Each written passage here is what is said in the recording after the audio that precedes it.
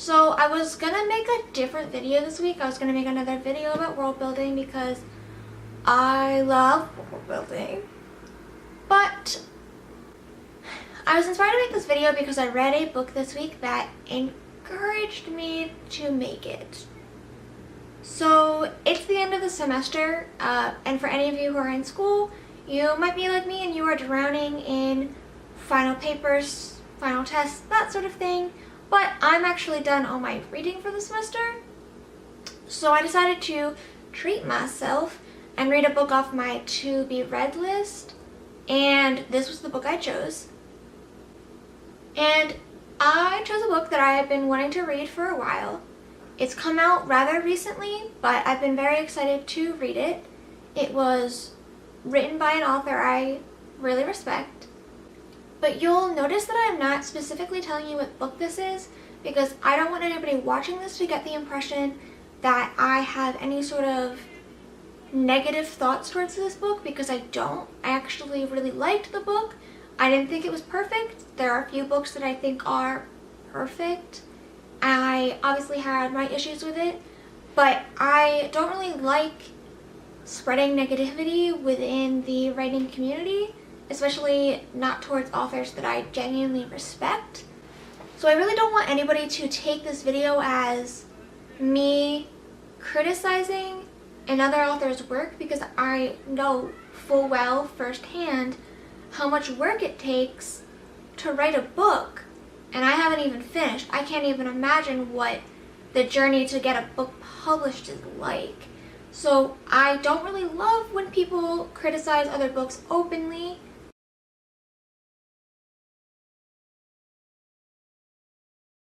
But this book did inspire me to make this video because I predicted the plot twist of this book by chapter 5. And the plot twist does not come until the second to last chapter of the book, and it's a quite long book. So what I'm saying is that I predicted it very, very, very early, which is not unusual for me. I write a lot, I read a lot, I tend to predict plot twists frequently. And so when a book does actually manage to really surprise me with their plot twists, that in my opinion is a really, really, really good book, and it's the kind of book I will recommend far and wide and scream it from the hilltops. So for me, that's The Way of Kings by Brandon Sanderson. Read it. But this book was not one of those books, but I thought, well, I mean, I'm pretty good at predicting things. So it's me, it's nothing wrong with the book. And I kind of stand by that, but there are, in my opinion, some parts of this book that make the plot twist a little bit too obvious for my taste. I personally like a book that really blindsides me, and the clues are very small and hidden along the way. So my video this week is all about the best ways to write a plot twist. So my first bit of advice, which I think is also the most crucial, and that all of the other points will just come from, is a little bit unconventional until you hear my rationale. And that is that a plot twist should be written like a murder mystery novel. When you have a plot twist in mind at the end of your book, you need to think of it like this is the murderer and the big reveal at the end of a murder mystery book. I use this analogy because a murder mystery book is really most fun to read when you can't figure out who the murderer is before the author tells you. But if you reread the book, you can see the clues they gave you in the story the whole way, so that you could, if you were paying enough attention, figure out who the murderer was. Your plot twist should act the same way. So you can't just throw some twist out there willy-nilly at the end of your book and be like, haha, plot twist got you, because it's going to feel cheap. Sure, your readers won't expect it, but they also will kind of dislike the fact that they had no way of ever figuring it out. Like I said, a person who I think does this very well is Sanderson, but I'm going to pick an even more widely read example to make what I mean crystal clear. So, I'm going to talk about Harry Potter, specifically the first Harry Potter book, but this applies to pretty much all of them. So, when you read the Harry Potter book the first time, likely you did not expect the person who was working for Voldemort and trying to get the Sorcerer's Stone to be Quirrell, because it was a good plot twist. However, when you found out, once the initial shock wore off, likely the pieces that J.K. Rowling had planted in the book along the way fell into place, and you were left feeling that you were surprised, but that it did still make sense. This is because, and this is the reason I think J.K. Rowling writes really good murder mystery novels, is because this is what she was doing all along when writing Harry Potter, is she would plant the clues in the book as she was going, so that when you finally got to the reveal, it was satisfying. Now, you are probably thinking, that might be great and all, but you just said you didn't want to be able to figure out the plot twist before the end of the book.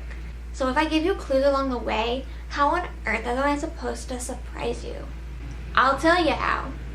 By returning once again to the first Harry Potter book. So like I said, Quirrell being the person working for Voldemort to get the Sorcerer's Stone is the big plot twist at the end of the first book. And like I also said, there are clues along the way to help you figure that out if you're paying attention for them.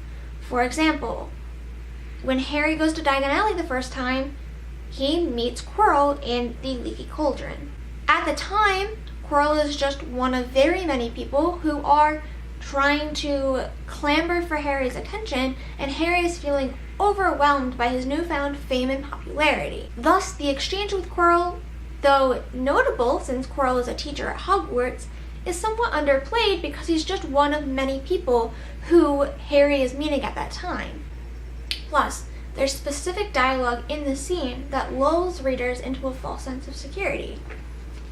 So, we are immediately given an explanation as to why Professor Quirrell is in Diagon Alley, which has already been established as a huge marketplace for wizarding kind. So, for readers, it's not all that odd that a character we just met is there buying things for class before the school year starts. After all, that's what Harry's doing, and like thousands of other wizards.